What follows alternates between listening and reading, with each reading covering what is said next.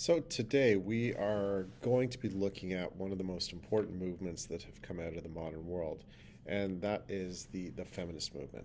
Very obviously, throughout history, one thing that's become extremely evident to us as we've studied not only this course and if you've gone back to study ancient history, is the lack of roles that women played in molding the events of the modern world. Now, don't get me wrong, there were lots of women who did have contributions to their countries at various times. I mean, Queen Elizabeth I is probably one of the most obvious ones. Catherine de' Medici is another one. There were lots of important writers and artists. But, compared to the dominance of men within society, they are a very, very small, minuscule group of women who had an impact. But all that's going to change. We see in the 1800s this movement of political culture that occurs within the average people, the working classes, the middle classes, where they kind of embrace the ideals of politics to try to increase everything from personal rights to workers' rights. And so it makes sense that during this period of time, we would see, women deciding that we've had enough of the subjugation by the male dominated governments, that we should have a say. And they're going to adapt the tactics that are being used within those workers' movements to try to bring about that change as well. So feminism is really going to start to take off in the 1800s. So something else that's really kind of important to note is that starting around the period of the Enlightenment, very slowly throughout the period of the French Revolution and the revolutions of the 1800s, men had achieved civil liberty. They've achieved legal equality with other men, and for the most part, they were gaining or had economic autonomy. Women, however, received very few rights and liberties. They are second-class citizens. They are seen as being subservient to the males in their lives. There was this real belief of something called the cult of domesticity, and it felt that women played an important role in society, but it was their unique contribution to the home.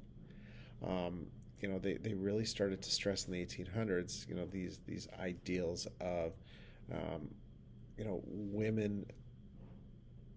The place of a woman was in her home, and that she didn't need to worry about what's going on out there in the world, that the men in her life would, and that, in fact, the best way that she can contribute to society was by taking care of her home, raising her children, and kind of being the beacon of morality.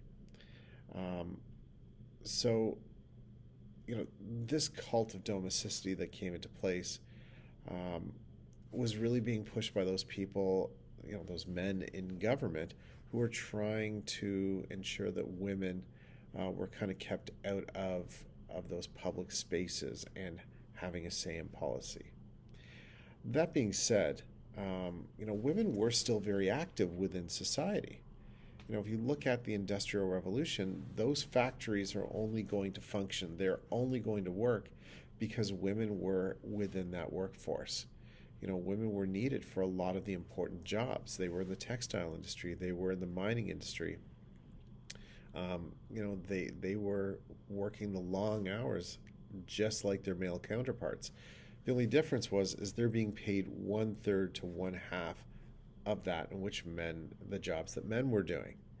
In a lot of cases in some countries, that those women wouldn't even get to keep their own pay.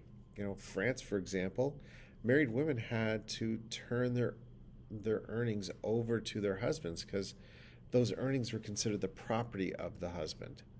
Um, you know, all over Europe, women were being excluded from economic, social, and educational opportunities.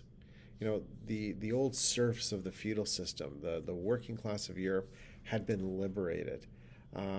Working class men had received the vote throughout Europe, and the those changes were coming in for those people, but women were being excluded again and again. And by the way, this isn't something that's going to be solved in the 1800s. There's this fight is ongoing today, and we're going to talk a little bit about that near the end. So feminism really starts to take off in France in the 1830s. French women had played a very active role in the success of the French Revolution, but they quickly found that role being diminished as we had the changes of government coming in. That First Republic doesn't really do a lot to recognize women, even though they were one of the driving forces in bringing down the monarchy and establishing that republic. Napoleon I is another example where women actually took a number of steps back. Napoleon was a very big supporter of limiting the education of women and promoting that cult of domesticity.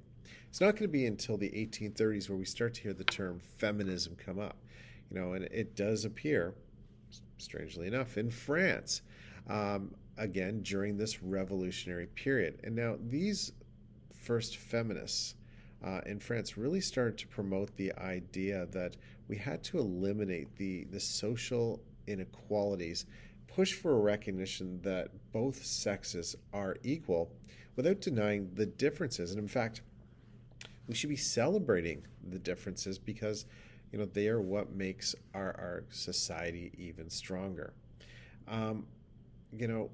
We did have some earlier reformers, women who were speaking out and trying to bring about change, but it's because of these revolutionary movements, it's because, as I said, these worker movements, that they started to organize, not just in Europe, but we also see it in North America. So much so that in 1878, these feminist groups get together and they hold the Congress of Women's Rights in Paris.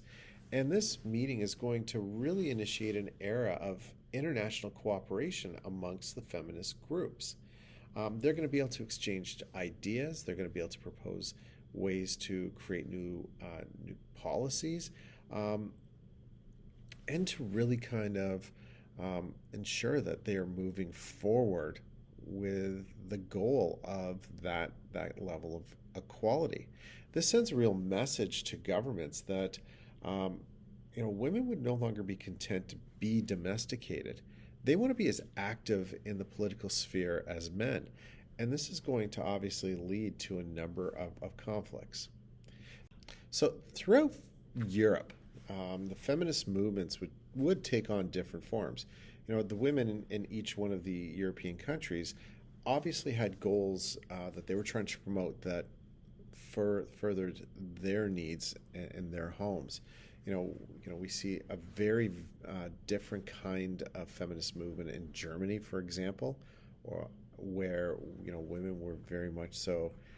They were trying to get that vote, but they saw education and educational equality as being the first important step.